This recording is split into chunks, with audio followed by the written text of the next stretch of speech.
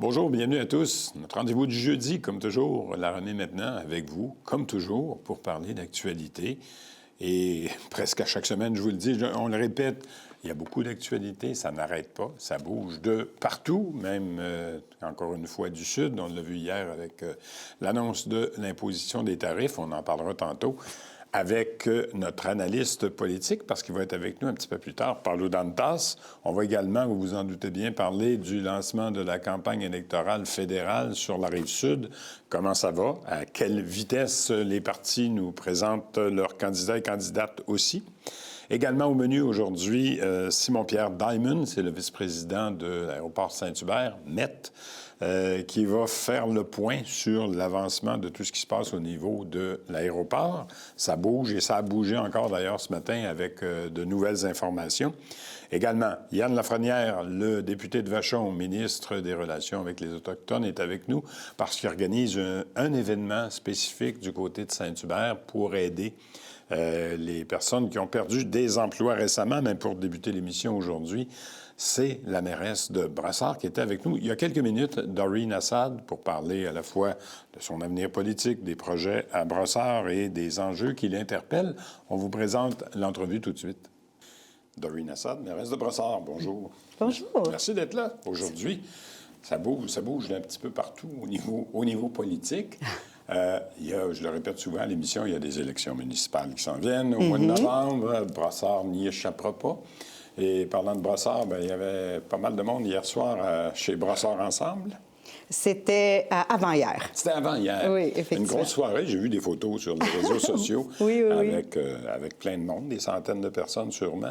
Une assemblée partisane pour mobiliser un peu les troupes. Oui, effectivement, c'était un gathering, excusez-moi pour l'anglicisme, des supporters de Brassard Ensemble. Ouais. Très belle soirée, un engouement incroyable, une énergie ressourçant et stimulant. J'étais vraiment heureuse par l'intérêt que les citoyens ont envers la politique municipale pour la ville de Brassard. Ben oui. Tant mieux. Ça se prépare, ces choses-là, parce que les élections municipales, c'est au début de novembre, c'est dans 7 mois. Exact. Les choses vont vite, quand même. C'est ça, c'est beaucoup de temps et en même temps, c'est rien. Ben, c'est ça. Puis c'est ça, je me rappelle quand je donnais le discours, je disais 222 jours qui nous restent avant le jour J. Bon, Ben, ça va passer vite, ça va passer très vite. Oui, ça va passer vite. Peut-être qu'il y aura aussi des élections municipales.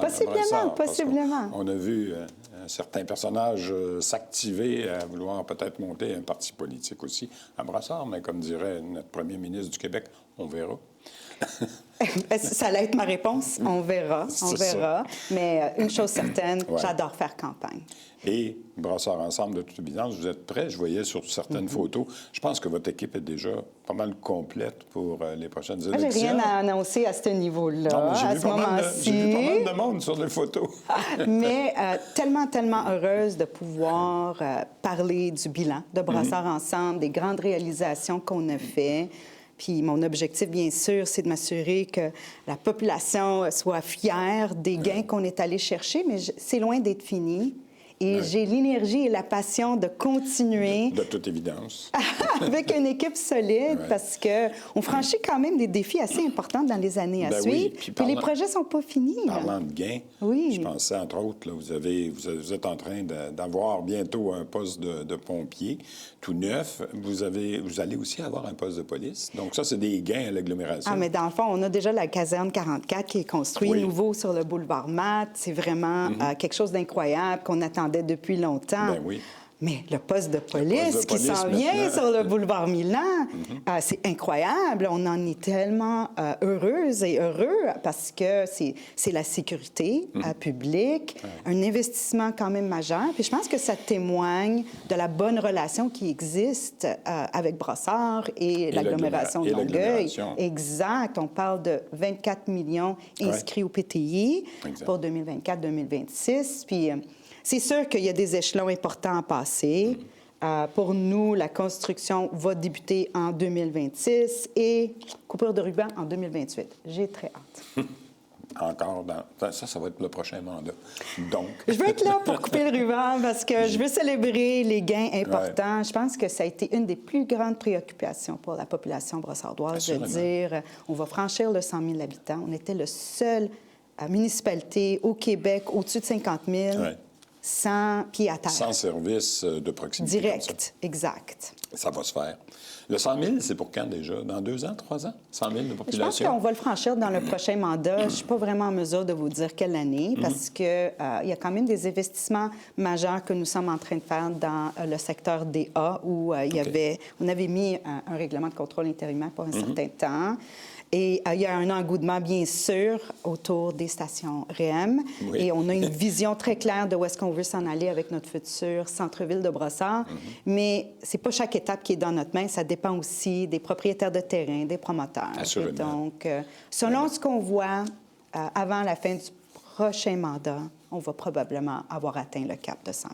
Vous venez de prononcer un mot qui ouvre une autre porte, le REM. Ah! Ah là là, le REM. Le REM. Parlons-en du REM, parce que là, vous avez déjà pris position comme mairesse, mais je pense que c'est au dernier conseil municipal, que l'ensemble des élus ont pris aussi une position parce que vous en avez un petit peu assez, là, des problèmes du REM. Ça vous touche directement à Brossard. Vous avez toujours 3 stations.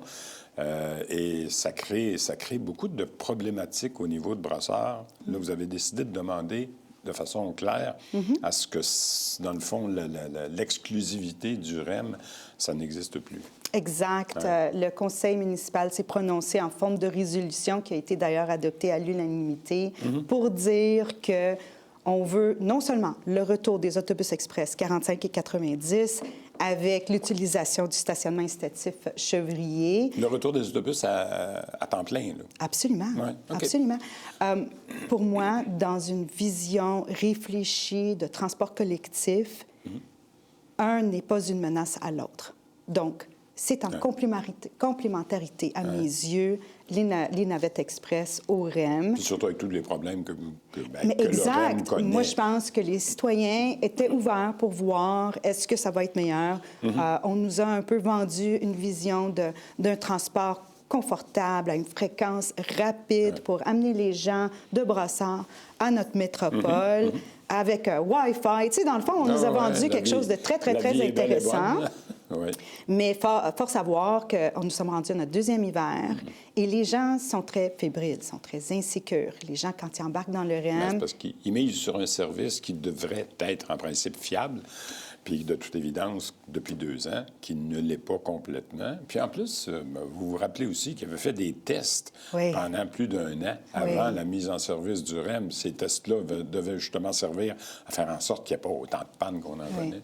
Je sais, dans différentes conversations, on me disait, bien, ça va être aussi fiable que le métro. Mais c'est pas le cas. Non. C'est pas le cas. Et un étudiant qui a besoin de se rendre pour son examen le matin, un parent qui doit être à la garderie pour aller chercher leurs enfants avant la fermeture, ça devient tellement stressant comme expérience que les gens, ils veulent pas attendre nécessairement que les autobus viennent les chercher parce que c'est des longues délais de temps. Puis le réseau de transport de Longueuil, il n'y a pas toujours non plus ni le personnel ni les autobus disponibles pour assurer tout de suite la relève dans les minutes qui suivent. Une de mes demandes était d'avoir les autobus prêts en tout temps, Ben oui.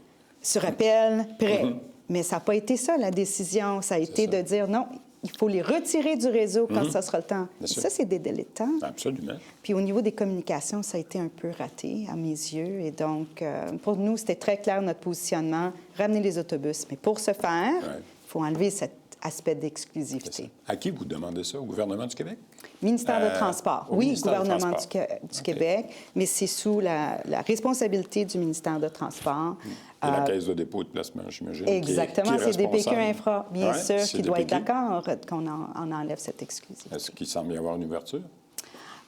C'est pas... pas évident. C'est pas un dossier facile, mais on est dans les débuts. C'est juste que je voulais m'assurer de porter ma voix à ceux des utilisateurs du REM rapidement. Et maintenant, nous sommes à l'étape de vraiment concrétiser les différents partenaires qui peuvent se mettre avec nous pour porter main forte. Le RTL, lui aussi, va être impliqué inévitablement dans la suite des choses. Absolument. On verra encore une fois, comme dirait notre premier ministre, à quelle heure ça va se passer. Et parlant d'enjeux plus régionaux et provinciaux, vous avez accepté de siéger récemment sur un comité à la CMM, métropolitaine, on va le dire, la commission métropolitaine. Il y a un comité d'urgence qui a été formé, qui a été créé. Oui. en fonction de ce qui se passe avec nos voisins du Sud aussi. Puis encore hier, on a entendu autre chose de nos voisins du Sud, là, le fameux 25 sur les automobiles. Oui. Ça ne va pas très bien. Le comité de la communauté métropolitaine de Montréal, vous faites quoi exactement pour essayer, j'imagine, d'aider dans cette situation-là? Vraiment une situation incroyable. Très stressant.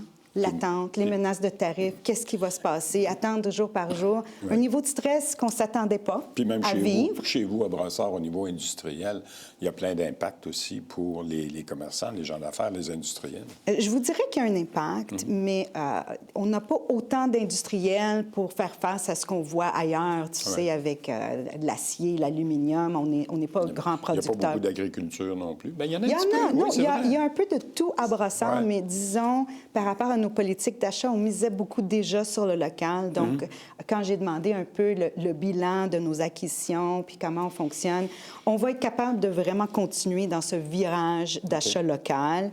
Les choses se placent bien. On n'utilise pas vraiment Amazon comme stratégie Ben, c'est ça. d'acquisition et d'approvisionnement à la Il y a ville. plein de municipalités là, qui ont laissé tomber Amazon, évidemment. Nous, on est vraiment dans une situation où toutes les balises sont bien placées, puis on va être capable de vraiment continuer ce virage-là qu'on avait déjà prôné.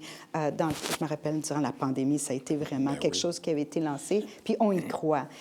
Mais pour répondre à votre question en lien avec la CMM, ce qui est arrivé, c'est... moi, je préside la commission de développement économique de la communauté métropolitaine de Montréal. Ouais. Et la demande avait été très rapide de créer un comité technique. Je n'ai pas assisté à toutes les réunions, mais l'idée, c'est de réunir toutes les grappes pour avoir un vigie sur la situation et de pouvoir émettre des recommandations au conseil d'administration ainsi que l'exécutif de la CMM. Fait que je travaille en étroite collaboration avec ce comité technique-là par l'entremise de notre comité de développement économique pour se doter de stratégies, parce que l'objectif de cette commission-là, c'est de faire que notre métropole continue à croître au niveau du développement économique. Et vraiment de faire face à cette menace avec le moins d'impact négatif possible. Absolument inquiétante. On le voit presque à chaque jour et à chaque semaine.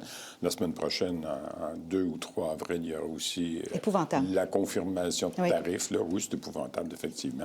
Il nous reste peu de temps, Doreen Assad. On revient à notre sujet numéro 1. Absolument. Il reste 220 jours, si je calcule bien. Les priorités d'ici là pour Doreen Assad, pour la mairesse, pour la chef du parti aussi, qu'est-ce que c'est? Premièrement, avant de parler du futur, je veux juste vous mentionner qu'on vit une période de stabilité qu'on n'a jamais vue là, depuis très, très, très longtemps à la ville de Brassard.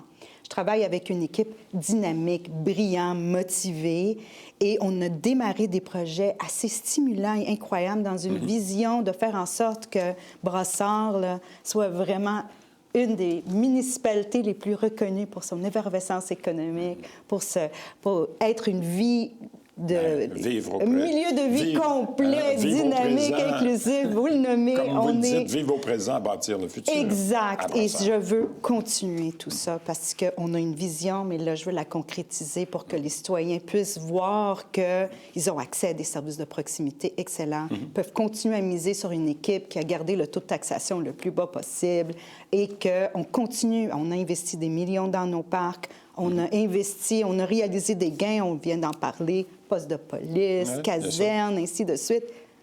Puis je veux faire rêver les gens, là. On est loin d'être fini. Fait que j'ai tellement hâte de continuer. C'est ça, votre fameux centre-ville que vous êtes... Et d'autres choses. Et vous l'avez Mais ça va venir. On aura l'occasion d'en reparler. C'est ce que j'étais pour vous dire. On va s'en reparler avant 220 jours, certainement. Doreen Assad, merci d'avoir été avec nous. Mais merci pour l'invitation. Tellement heureuse d'être ici. Voilà pour Doreen Assad et la ville de Brassard. On a 220 jours pour voir ce qui se passera au niveau politique. Cela dit, on s'en va à la pause. Au retour, le ministre Yann Lafrenière. À tout de suite.